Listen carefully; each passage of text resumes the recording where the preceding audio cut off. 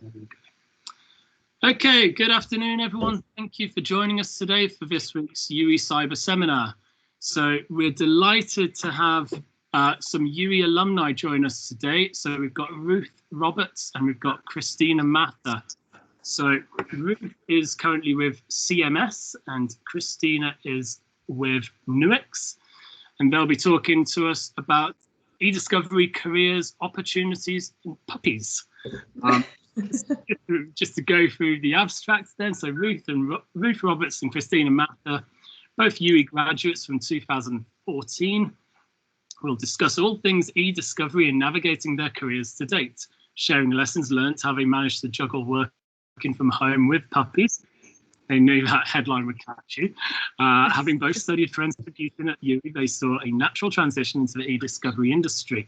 Ruth now works at a top international law firm, CMS, whilst Christina works at UWEC, which is a leading software company in the e-discovery and forensics space globally. Despite the industry having a lot of crossover, they have never actually worked together until now, having just been appointed on the board of directors for Women in E-Discovery. Both Christina and Ruth started their careers in London, but have since transitioned into work from home roles, showing that not all careers need to be centred around the hub that is London.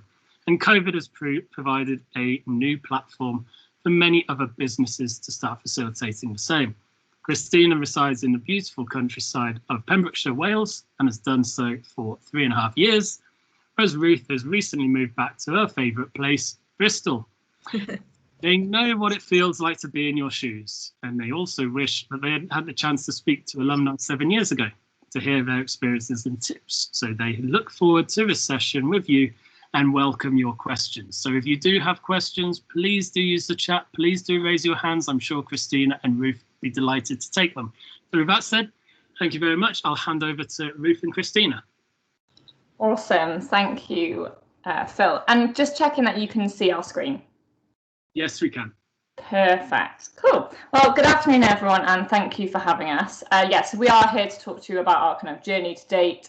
And we thought it would have been useful kind of, for us to have known this when we were in your shoes. So don't worry, it is not death by PowerPoint by any means. We just thought it would kind of be good to have this to kind of steer the conversation, so to speak. So I'm just going to turn my camera off because we've had some, as you might have heard at the start, Ruth and I have both had some kind of Wi-Fi issues.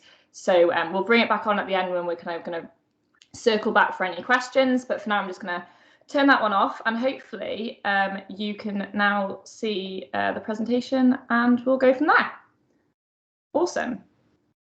Cool. So we're just going to start off with some bios, really. So they're only short, just a quick snippet on us, and we're going to go into some more detail then. So I am Christina, and I am joined here today by Ruth, who is actually a really close friend of mine. And as Phil mentioned, we are UWE alumni. So we studied forensic computing back in 2010, and we did a sandwich course. So we did actually both do an industrial placement year.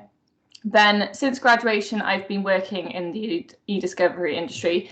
But I've actually been working in both services and software. So we'll kind of touch upon the kind of differences of those later as well. And I've actually more recently taken up this new role on the board of Women in E-Discovery. And again, we're going to hopefully kind of cover off some of that stuff around networking and different kind of groups that you can join as well.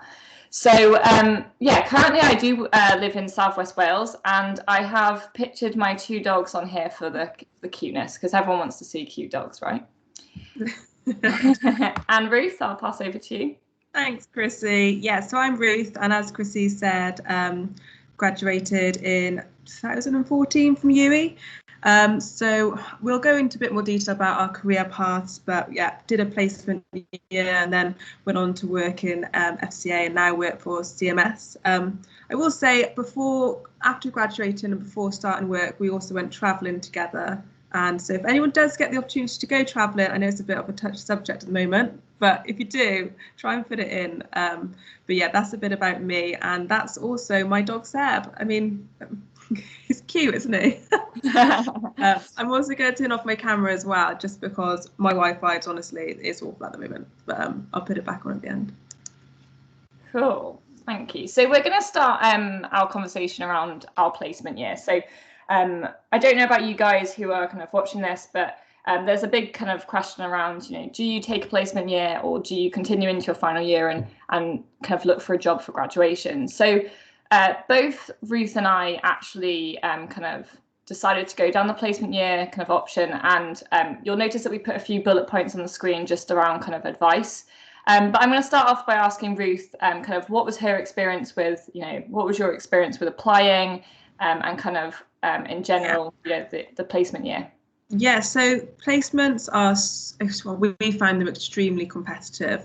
You can imagine how many people are wanting to get that placement year. So I think the key thing is to definitely start applying early. I think we even started thinking about it going into second year and then started applying before Christmas. And I think I got confirmed placement year just before I was going to go into the Christmas holiday break. So it's a really good idea to start applying early. And I suppose also don't get disheartened if you don't get the answer yes straight away. I mean, I definitely had my fair share of no's. I mean, I think even some of them I wasn't even through on the little test you do before you even get through to another stage. So just make sure you keep applying and kind of look for the companies out there. Sometimes you might not think that company would even do a placement, so it's always good just looking online and seeing. I mean, I'm not sure if like any random company, maybe I don't know, I'm just thinking of Royal Mail. You never know, they might have a placement that's kind of relevant to you. So it's just worth checking all the different avenues that you've got going for you. As for the application process, I know, Christy, you're going to mention a bit about this, but as I touched on it then, there are a few little stages that you go through when applying for your placement. So I suppose first thing is kind of looking around, seeing what's out there. And then there's different online tests you can go through, and then you can go to assessment centres. Now, Christy, I don't know whether you want to mention how your application process went for when you did. Yeah, sure. Thanks, Ruth. So much like Ruth, we did start early. And one thing I would say is the stress of kind of, your second year in university and, you've got a lot of work on your plate. I actually started applying for roles in the summer. I think it was actually August, September time. So I started really early, which kind of paid off just because by the time I got through on the placement that I actually successfully got, I pretty much secured the role by the end of October. So pretty early on in my second year, so I could kind of then focus on my course and all my modules and whatnot. So similar to Ruth, there are various stages of the application process, and also like her, you don't always get accepted through everything. I remember I applied to quite a few of the Big Four to work in their e-discovery teams, and I remember having to do a personality test with PwC, and it was something like 150 questions, and each question is repetitive. They come up quite a few times, and you can't even remember which one you answered last time, let alone what you're going to answer this time. So I remember I must have got rejected from that because I definitely didn't get through. But I was lucky with EY. I actually went straight through. So I had initial application process, then went through some isometric tests. Then that went into a first interview, and first interviews can be both phone interviews and face-to-face. Mine was actually face-to-face, but I believe Ruth's was actually phone. Yeah, mine was phone. Yeah, and then straight into a kind of I actually ended up being, I think, a 6-week wait for the assessment centre, just to kind of, they like to fill their assessment centres rather than do it with, a few amount of people. So I had to wait 6 weeks to kind of get that planned. Then that's a day of exercises, group and individual exercises where they assess you. And then mine was a partner interview at the end of the day then. So yeah, it's quite a long process. Not every company has such a regimented process for placements. And as Ruth said, it is worth just sometimes reaching out to various companies to see if they'd consider offering it. Because at the end of the day, having a student in for a year that they can train up will pay off in the long run, because when they graduate, they've already trained them up for a year. So definitely make sure you kind of make use of your network or people and reach out to all those different kind of companies. So Ruth, do you want to give me a little bit of an overview of kind of what your placement year involved? Yeah, definitely. One other point, actually, I suppose, on the assessment day for placements, which I always think is quite good to mention, is part of the assessment centre I had, so the placement I went to is a company called, they were then called Logica, but now they're called CGI, and part of it was this pattern testing. And my boss decided to highlight that I had the worst score in history of this pattern testing, and on normal circumstances I wouldn't have got the job. He even went as far to post this on my LinkedIn, which was great. But the point was why he decided to mention this is because although, you know, quite often you can get straight away, you're not going to be able to get the job if you're doing it online. I excelled and did well in the other areas, like the group exercises and the interview. So just kind of don't feel like you have to be the expert or the best at every single component. And, you know, there will be interviews that kind of suit you more than necessarily others. So again, don't get disheartened if something doesn't work out. I'm sure you'll find the right one for you. But yeah, with regards to the actual placement, so as I said, it was Logica. Now, CGI, I'm going to call them CGI from going forward because that's their name now.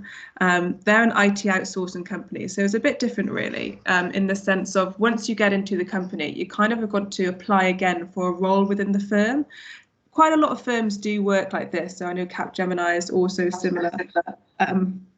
And so, yeah, so it's just an outsourcing company that provides technology solutions for other companies. So it was quite good in a sense because I was able to do a lot of different roles throughout 1 year. So I think I did a business analyst role for about 3 months. Then I went on to do some testing. And then I went on to work with their cyber team, which was really cool. And that was kind of looking more into processes. The other thing that I did, and I know, Chrissy, you kind of did this as well, was I really got involved with the graduates there. So quite often when you join the firm as an entry-level role or as a graduate, it's kind of like a hub, like you're all in the same position, I suppose. And I really got involved with them. So attended socials and also kind of just networked with them. I even attended this, it's like a group away exercise thing, which just sounds really, I'm not wording it right, but it's basically where the firm, so CGI, attends this event that's set on by another firm, and loads of other firms attend it, so like KPMG, EY, and it's like an activity out skills competition. Anyway, it was really fun. I didn't quite realise how athletic you had to be for it, but you know, I powered through. But I just really got involved with everything that was going on, and kind of just the main aim, obviously, not the main aim, but one of the aims as well is to kind of get that job offer at the end of your placement year. So then you're going into your third year knowing, OK, I've got a job to go into. The pressure is off and having to apply again once I've finished the degree, or, you know, you've just kind of got that sense of security. Whether or not you want to take it is up to you. What about you, Chrissy? I know you were a bit different to me in the sense of the firm, so tell us about yours. Yeah, so yeah, much like Ruth did, get involved in kind of a lot of the activities. As a placement year or a graduate in many of these firms, you do get lots of cool opportunities like that. I know that when I joined EY, it was actually during the 2012 Olympic opening kind of week. So they actually transitioned our whole induction week up into Manchester, and we were put up in a hotel, and we had these amazing events all week. There was like a 2.5-hour endurance go-karting and various kind of like fun stuff to do. So that was a kind of great start to my year. I guess little did I know how hard it was going to get very quickly once I was kind of dumped in the deep end of my actual job. I remember turning up to my first day, and the team had been working the whole weekend, and I'd actually worked overnight, so they were still in their like casual clothes. So that was a bit of a rude awakening, I guess. And I think my second day, I was my head was on the table at 2 a.m. in the morning, and they were like, what a start to a placement year. But if I'm honest, that didn't last very long. It was just a crazy deadline for, at the time, it was the biggest e-discovery investigation in Europe. So it was a really big project.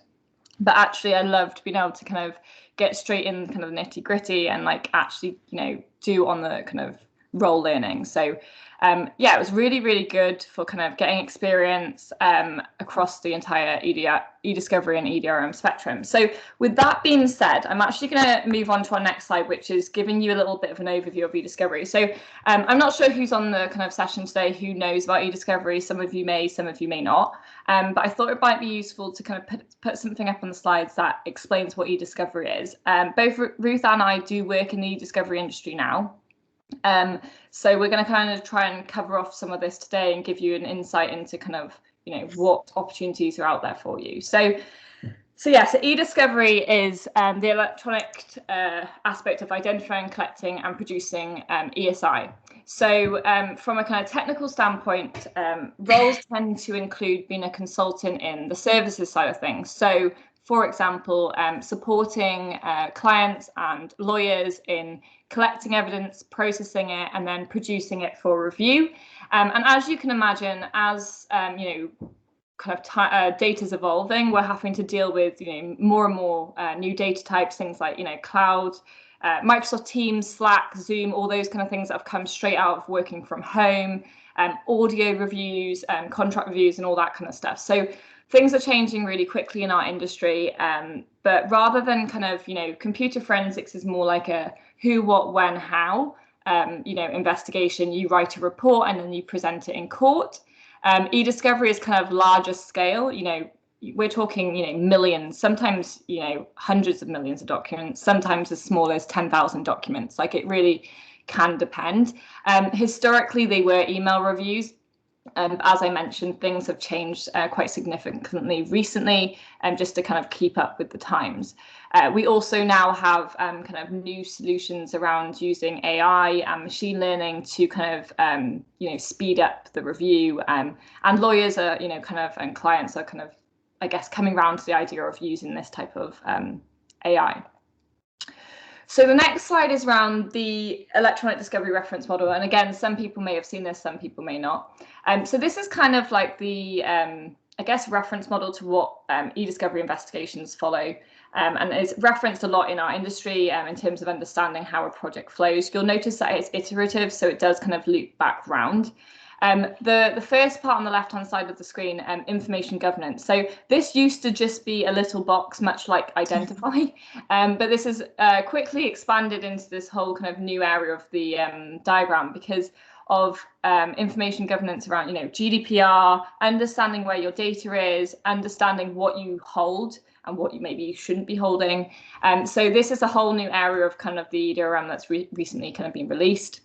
Then into identify. So if you have an e-discovery, litigation, investigation, and law firm comes to you and say, we need to investigate these individuals. So first of all, you need to identify. So look at, what data types you're collecting, who the custodians are, what the date ranges are that are kind of applied to the investigation. So that's part of identify. Preserve and collect. So any of you who are kind of involved in digital forensics will be aware that, you need to make sure that when you are collecting this data, you're not altering or destructing any evidence, and you need to make sure that it can withstand in court.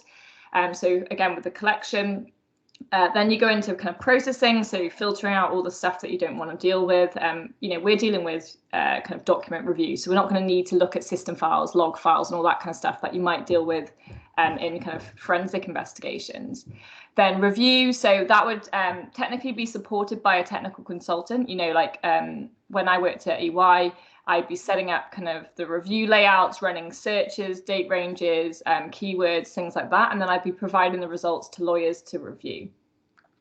Analyzing is kind of what I touched upon just now. So talking about, AI, machine learning, looking for keywords, running different searches, date ranges, dashboards, etc.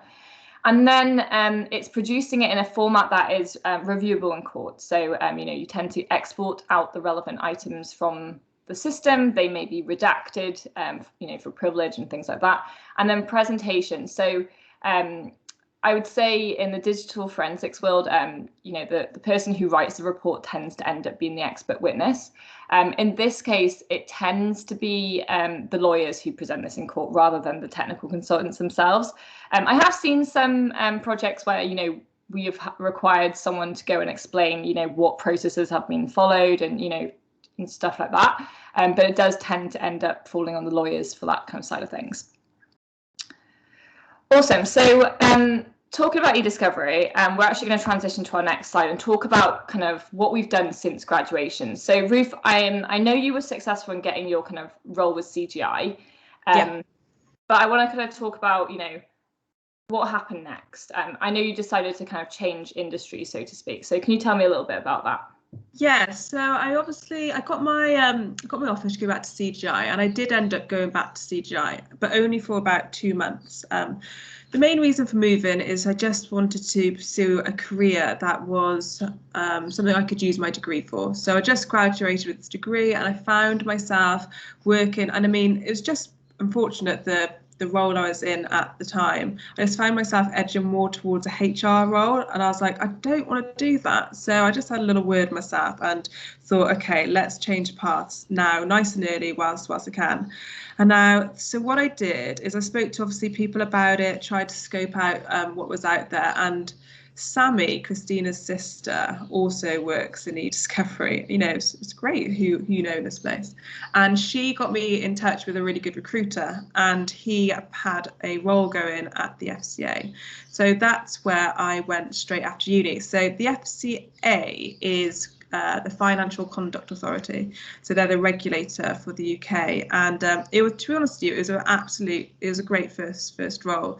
It was more down the cyber forensics kind of route, because I worked in the cyber forensics team, which was pretty cool. It just meant that I could do a lot more of, I wouldn't say I did that many investigations work, but I definitely used more forensic-y, it's not even a word, but you know what I mean, type of tools. So I got my NC, so we used NKs quite a lot, we used the FTK, and we also did help out with, I was more on the left-hand side of the EDRM, so more of the processing side of the role. But the good thing about the FCA is that it was quite exciting work. So it was more criminal cases. We got to attend search warrants and dawn raids. So it was quite good in that sense, that the work was live. So, you know, you could go into a situation where you're going into someone's property with the police, and then you're having to deal with all of their digital data. So it really put into practice what we were learning at university, and then kind of getting it in there and getting stuck in on a criminal live case. The training there was great as well, and also just being able to kind of network within the industry. Obviously, networking with your students is great, but it was good to see it kind of the work that you did then in a live situation. So I stayed there for about 2.5 years. And it was, honestly, it was a really good first role. If anyone's kind of looking for a more kind of criminal work and, you know, interest in investigations, then the public sector is a really good kind of starting place. There's quite a few out there, but the one I went to was the FCA. What about you, Chrissy? What did you get up to? Yeah, so I guess I haven't really touched upon actually what my day-to-day role was within my placement year, but it was very similar to kind of I guess my postgraduate role. So yeah, I was fortunate enough to get offered a role back at EY, which was great because just, you know, having that stress off me in my final year was really useful. And one thing I didn't actually mention was, and I know Ruth agrees with me on this, but actually doing a placement year and then going back to our final year set us up really well to kind of, I guess, work a lot harder. I mean, I'm not to say we didn't work hard before, but we tended to, you know, we were in the routine of working, you know, 9 till 5, or well, probably more than that, but, you know, roughly a 9 till 5. So we kind of made it our mission to kind of stick roughly to that. We'd still have, you know, Wednesdays off and the weekends and our evenings and stuff to ourselves, but trying to just get most of our kind of coursework done in those hours so that we weren't kind of slacking, and it just took a little bit more pressure off. So I definitely think doing a placement year helped with my final year kind of degree and getting our first class honours, but also we used, well, I did more so than Ruth, but I used my placement year to come up with a topic for my final year project as well. So I did a lot of research. I spoke to people. I asked them what they thought, you know, they needed in our current role, what would make their lives easier and things like that. And then also having that year's experience made my research a lot easier because I actually knew what I was talking about. So there was a lot of great stuff to come out of my placement year. In terms of postgraduate, so I went straight back into the team that I was in before. So it was the e-discovery team within EY, which the wider team for that was forensic technology, and then the wider team again was fraud investigations. So although EY is an accounting firm and all the other big four have the same kind of teams within them, we not only worked on internal cases, so where general counsel of EY had investigations, but also we were consultants on kind of clients. And to be honest, most of our work was external clients. So they would come to us, with their litigations or investigations, and then we would support the law firms kind of through those as well. So when I was there on my placement year, I actually kind of made it my mission to work across the entire kind of EDRM just to get experience across all of it. But I was actually, as I mentioned earlier, I was kind of thrown in the deep end, but I was given a lot of opportunity to, run particular work streams. So, run an entire processing work stream for a project. Or I remember one case, it was a archiving project, and I was managing that project and actually managing 2 people who are more senior to me. So although you are technically the bottom of the food chain, you're not necessarily treated as that. And we were a really young team, so we were growing kind of exponentially, and people were promoting fast. There was a real structure.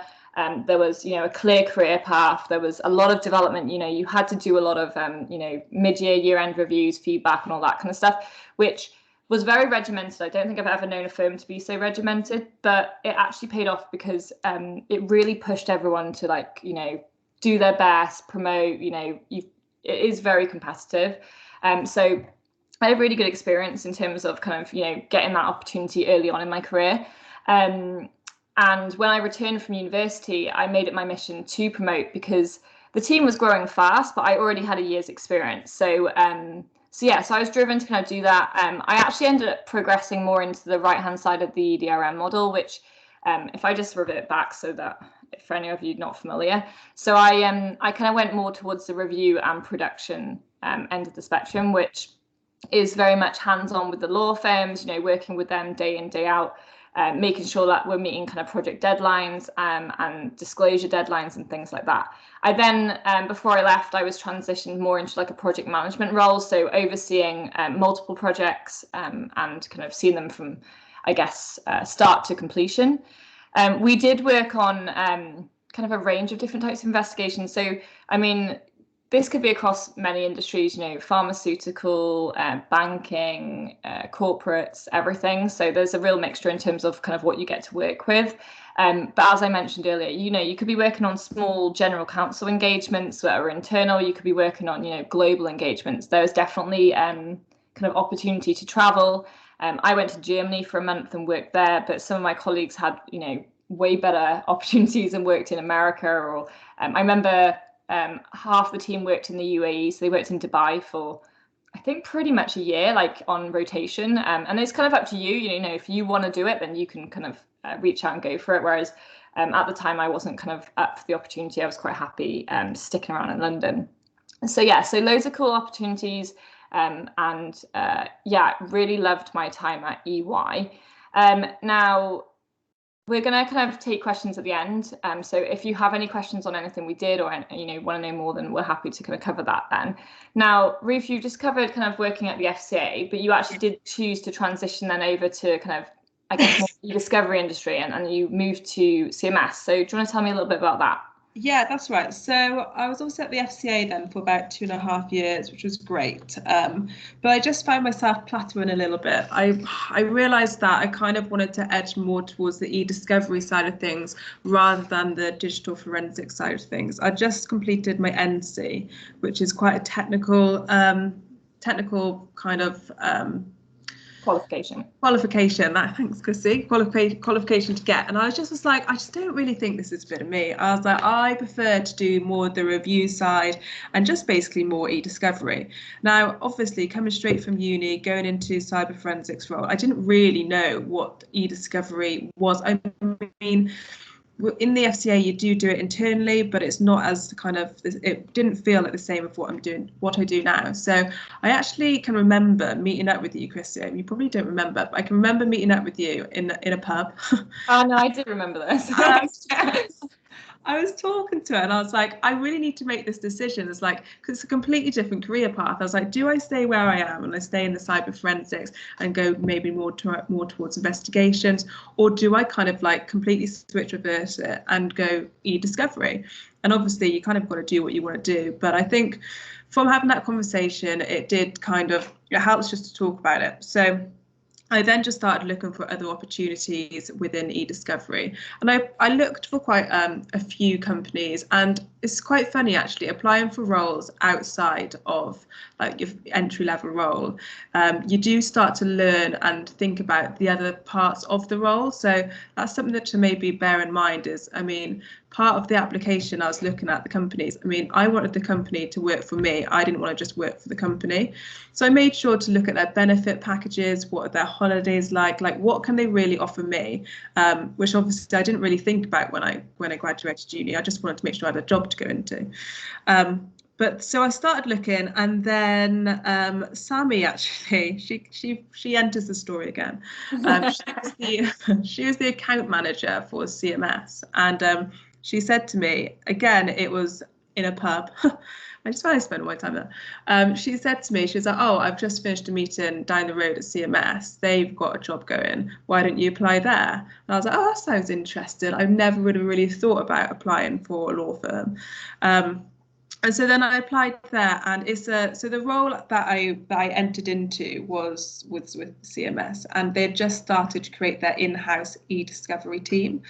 Now that was quite new and still is quite new, but I think it's the way that the way the world is evolving. So formerly CMS and the likes of law firms, as Chrissy mentioned or touched on then, they would have outsourced their work, so the e-discovery work, to the likes of KPMG or EY, and not done it internally. Whereas now firms are starting to pick up that, you know, they can save time, they can save money, they can invest in their work internally and set up this e-discovery team as their own.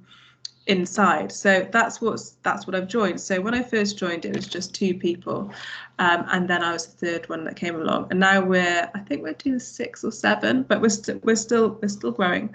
And it's similar to what Chrissy did basically with EY. So if we're looking at the EDRM, the section that we mainly do is after the collections. So we don't really touch on the collections because we usually outsource, but who's to say we might not bring them in. But yeah, it's more of we do the processing, the review and the analysis, and then we help with the case teams on their review platform.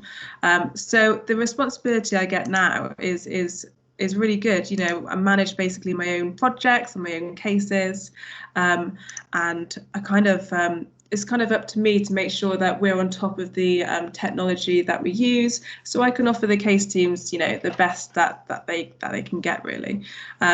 But yeah, that's what I basically do now. I've been with CMS for, I think it's 3 years, and I honestly say I really love it. I was really scared going from public to private, and I honestly was really scared of the horror stories that you hear, that you have to work every hour underneath the sun, that, you know, you're not treated as well. And I honestly am treated so well, and my hours are totally reasonable, and they really, I can tell, I mean, I can't speak for every firm, but I could just speak for CMS.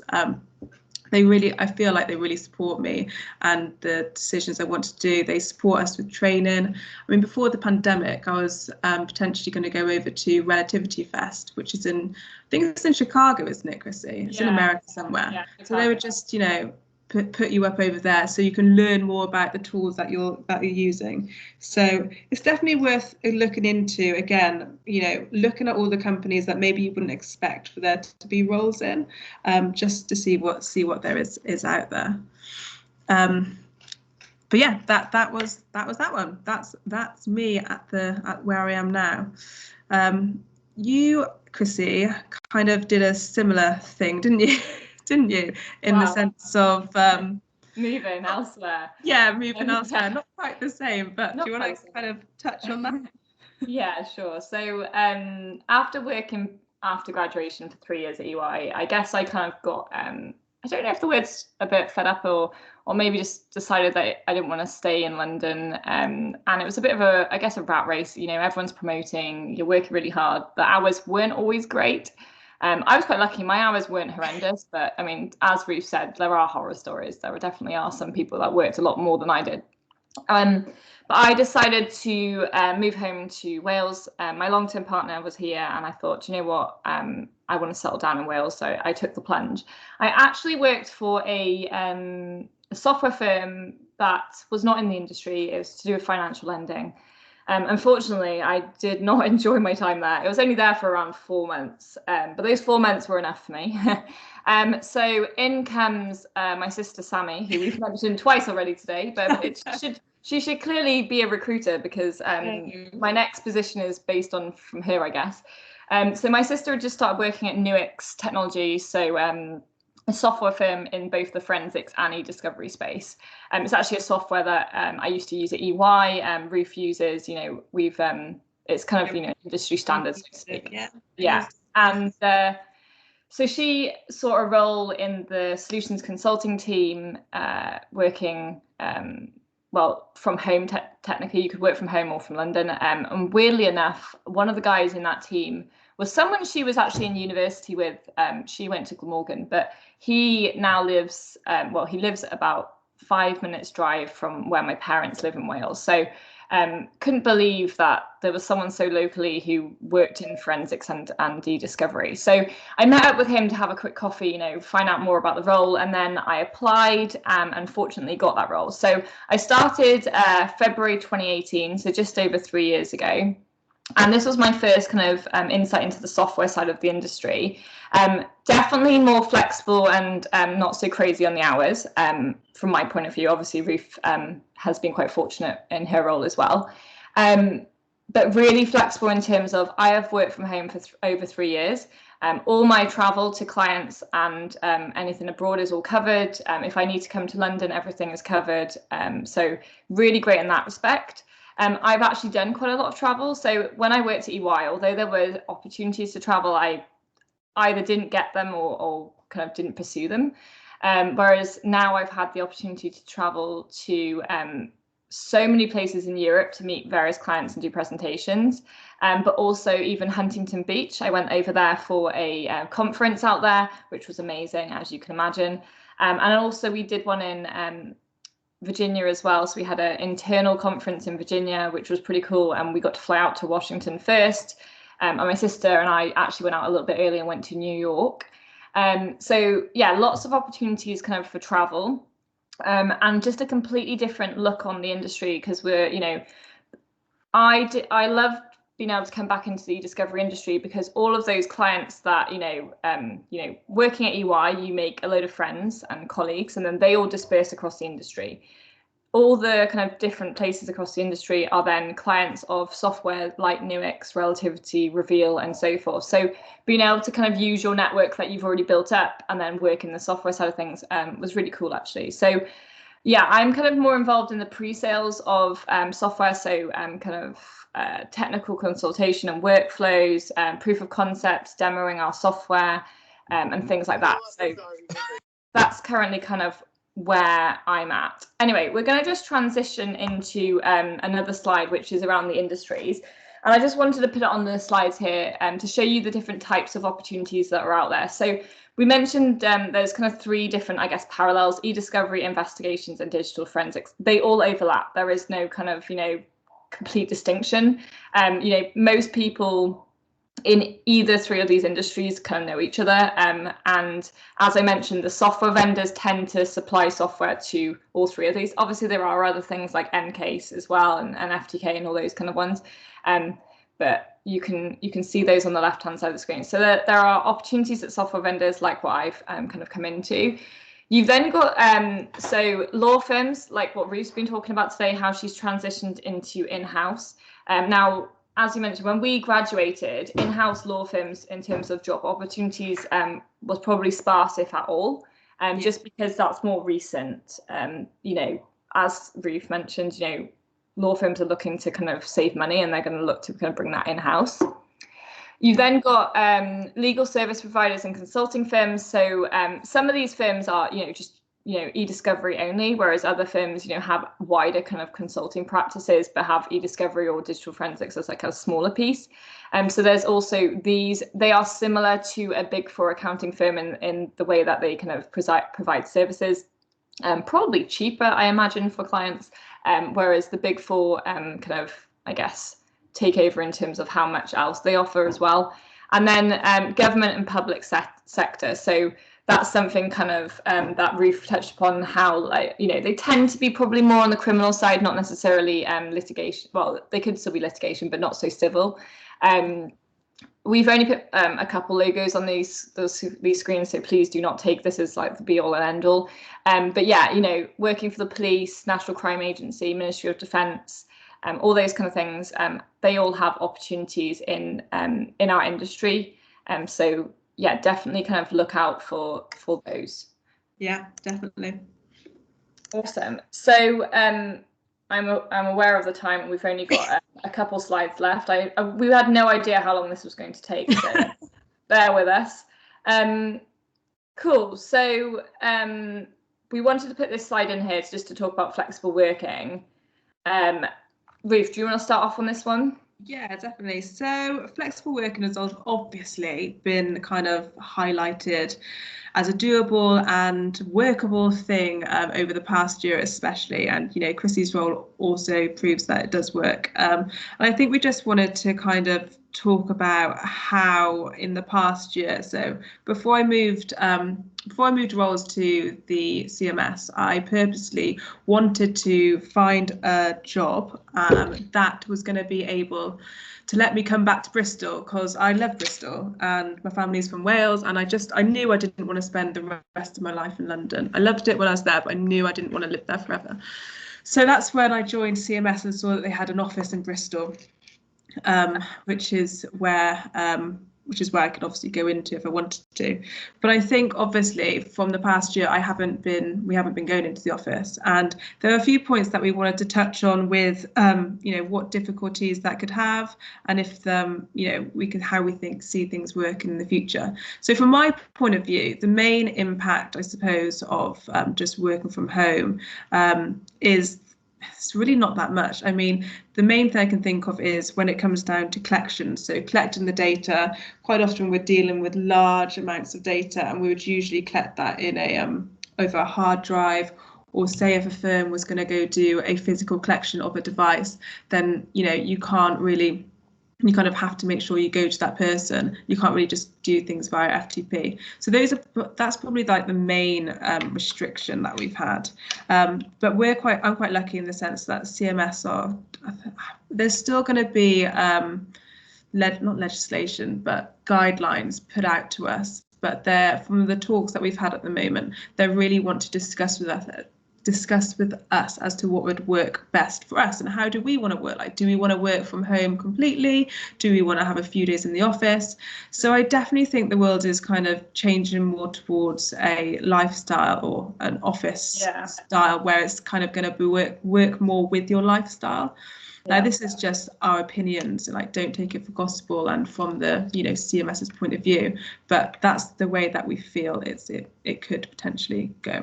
Yeah. What's your thoughts, Chrissy? Yeah. So I guess I was an anomaly before COVID and before the pandemic, because I've worked from home for a long time, and many of my friends never really understood how I could work from home. Like, do you not get distractions? Like, you don't see anyone, this, that, and the other. But to be honest, there's a balance, right? So I work from Wales. I get to go to the beach on the weekends. I have 2 really cute dogs, as you will have seen, and I can talk to them if I get lonely. But no, in all seriousness, it's just having the flexibility to be able to do what I want, live where I want. And then I get the kind of touch points of, you know, when the pandemic wasn't a problem, I'd go to London, I'd, you know, see my colleagues, we'd have, you know, business trips, conferences, things like that, where you get to see everyone. One thing I have noticed since the pandemic was everyone has their video cameras on during calls, which was quite a transition, because before that, nobody really knew that I worked from home necessarily. Obviously, internally they did, but clients didn't.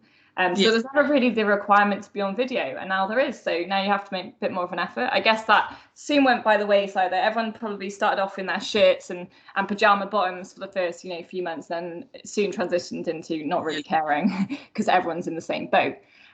So yeah, I guess it has changed. I do believe that there's way more opportunities now with flexible working. My friend who is also a UE alumni, works at Allen Overy. And before the pandemic, they literally worked on desktops. They didn't even have their own laptop to work from home. If they needed to work from home for whatever reason, they'd have to remote in.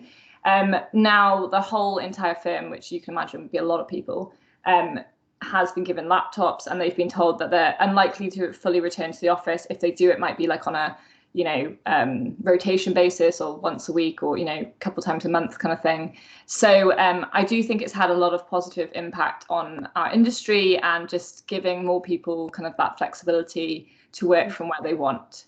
So yeah. I would also just maybe touch on that. I suppose when you graduate, I think support is really key. Like, you want to be supported in your role, and I think any good firm or job out there will make sure that you get that support, whether it's from working from home. I mean, I know, Christy, you joined your job straight away, going into a brand new kind of position, working from home. Did you feel like you had that support and guidance that you needed, even though you weren't physically around people? Yeah, well, I guess I'm part of a great team. They're really supportive.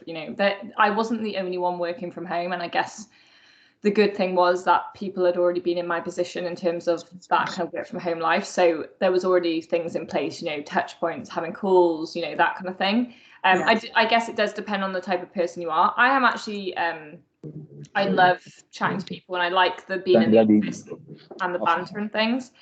So I do kind of miss that sometimes, but I think if you're part of a great team, then you can kind of make it work. Cool. So we're going to move on to our last and final slide just before questions, and I know we are running out of time. So networking. Ruth, you go. So networking. Oh, sorry, it's on mute. So yeah, networking is key, as we've kind of crossed over. I love networking. I mean, I think it's really important to be able to keep in touch with fellow people in your industry, people from your course. You just don't know what opportunities you're going to get. And I mean, not majority, but a lot of my opportunities have come from knowing people and kind of talking to people and finding more information about opportunities. Even to the stage of when, this is quite relevant, I suppose, especially for this talk, there is a colleague who I introduced to CMS, and she got her role because I looked on the UWE, I think it's like the UWE Facebook page, like the UWE cyber forensics Facebook page, and I just posted this job opportunity on the Facebook page, and she applied for it and now works with us in CMS. So it's a great way to learn and just stay current and seek out the new opportunities, because quite often they are from word of mouth, and you soon get a reputation within the e-discovery and cyber forensics industry, because as Christy mentioned, it is it's not small, but it seems like everyone knows everyone, and it's a really good kind of close-knit not group, it's not a group, but industry. Do you know what I mean? It's because everyone overlaps, so you kind of get to know people. So one of the great things that we have exposed ourselves to is being on the board of Women in E-Discovery. Now with that, we host, I think we need to host a number of events throughout the year. For example, one of the events that we did previously was the Choose to Challenge event, which was great. It's basically just organising a speaker to come and talk about the subject, and kind of getting, this one was an all members event, but sometimes we do also do a non-members and members event, and it's just getting people within the industry together to discuss a topic. It can be a number of topics. I mean, what's the next one that we've got going on? So we've got around the evolving use cases of that's right. Yeah. So, yeah, just as Ruth was mentioning, the Women in E-Discovery is, members are women, but many of our events include men, and the panel we have coming up next month that we've organised, two of the panelists are actually men. So the reason it's called Women in E-Discovery is naturally, as you can imagine, I don't know, probably 10 years ago, there was, barely any women in the discovery industry. So it was about bringing those people together to support one another.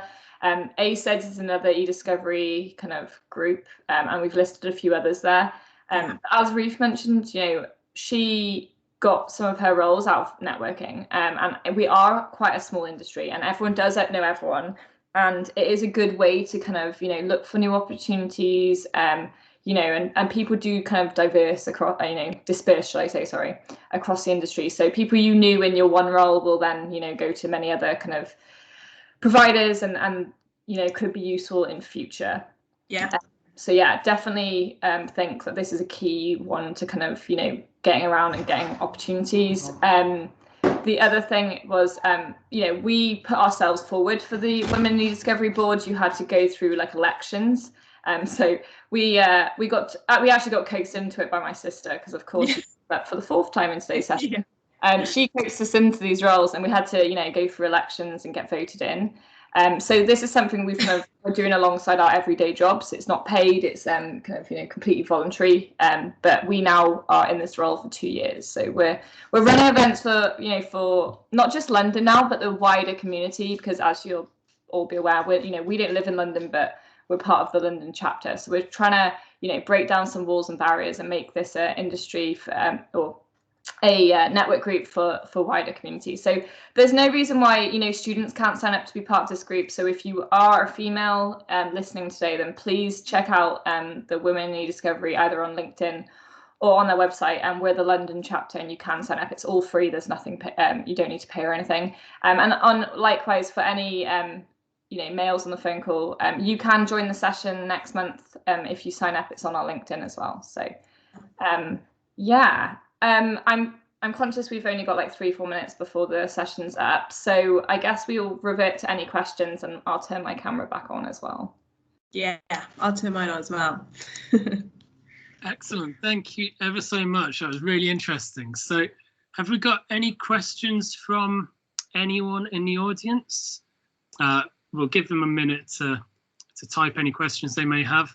Yeah. So I think some of the, just while we're waiting on that, I think some of the discussions around work from home are really interesting, actually, because obviously, you know, we're in the middle of this shift where companies are rethinking that. And as graduates who might be thinking they want to work in a traditional office setting with people around them versus work from home, and how that helps from a kind of graduate experience. So I just wonder, you know, if you've got any thoughts around what it would be like for a brand new graduate who may potentially end up landing a job where they're working from home straight from the off. Yeah, so I'll take it first, and then Ruth, you can add to me. Sure. Well, I think it's going to depend when this pandemic situation, I guess, levels out a bit. So currently our office, for example, is ending the lease next month. So they're looking for kind of like a WeWork type office where, you know, they rent a space. So there will still be opportunity to go to the office and have that office culture. And I think many firms still offer it. I know friends who work in the industry, they're going in 1 or 2 days a week. So you're still going to get that touch point and where you can see people. And I mean, I think a lot of it is down to what you want. Like if you want to be part of that culture and be in the office, I don't think you're ever going to lose that culture. Like people generally do like having office banter and, you know, being around to oversee and train. I just think that the pandemic's opened up more opportunity to have more flexible working, which prior to this, I mean, even if you asked me like 4 years ago, other than the software side of e-discovery, like it wasn't a thing to work from home. Like it was almost frowned upon, to the point that like if you asked to work from home because maybe you had someone delivering something, it was like as if you'd asked like the worst question in the world. So I guess there's pros and cons. Like I will miss, like, you know, I like going to the office and having banter, so I'm looking forward to be able to go back and see people. I think it'll be a balance. Yeah, I think I agree with what Chrissy was saying. As for the support, I think, you know, as I touched on then, I generally believe any good firm out there will make sure that the students, graduates, are supported. And also, you know, part of it is as well like being comfortable and confident enough to kind of voice in your thoughts on whether, you know, I don't feel supported, or maybe, you know, I know it's a bit, obviously it's a challenge, isn't it? But it's always good to challenge, but voicing, and you're absolutely within your right, and you should talk about how you're going with, you know, how you're finding the workload and how you're finding the working from home bit. So I suppose it's a balance of being able to also kind of voice how you're getting on within your role. And I think the company will also take they would want to know that, because obviously it'll all be new for them. They wouldn't have been used to this whole working from home environment as much as what's going on. So I think they would appreciate you speaking to them about how you're doing, because I suppose you're maybe unfortunately, you might be the first lot of graduates to be doing it. So I think they'll take it on board with pleasure. Excellent. And yeah, I mean, I think that it opens up more opportunities, because you know, as you say, you don't have to live in London. You can live wherever you want, and you can work essentially for whoever you want. So if it helps promote more flexibility for everyone, then you know, I'm all in favour of this balanced view of it. Yeah, which I think is great. Jim's got a question asking about best place to look for placements except to LinkedIn. Any thoughts about where to look for placements? So when we were looking for placements, I know from my experience, it was literally a case of kind of going on each company's website and then just looking job roles and if they've got any placements. So we kind of had to do a lot of, I'm not aware of any like company or any website. Indeed might have. I don't know if they do, but I mean, it was a long time ago we did, but I agree with Ruth. It was literally going on everyone's websites and looking at and even talking to people about it, like talking, oh, where have you applied? And then be like, oh, they do a placement.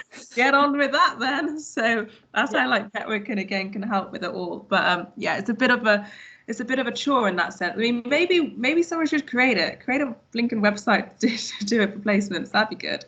I was going to say, actually, is that something that women in e-discovery could possibly help with? Because I guess if you've got women who are already in e-discovery, let's say, they join the network, but what about women who are interested to get into e-discovery but might not necessarily have a firm already? So I don't know, that was just an idea that came to mind, perhaps. Yeah, we'll definitely circulate that internally with our board and see if there's any way that we can facilitate kind of more conversations and opportunities and things. Sounds good. And also, like, you know, everyone who's joined the call, you know, you've virtually met us, so if anyone does want to reach out with us, any questions, Phil, you have our emails, just reach out or provide our emails and we can help. Yeah, definitely.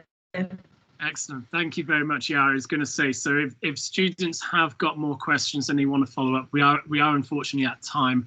But if students do have more questions and they want to follow up, please feel free to send questions to me, and I can help you liaise with Christina and Ruth, who have been with us today. So sounds great. Thank you ever so much again for the talk. It was really interesting, and hopefully we'll see you again soon. Yeah, yeah, exactly. Thanks for having us. Thanks for having us. Bye for now. Bye for now. Bye. Bye.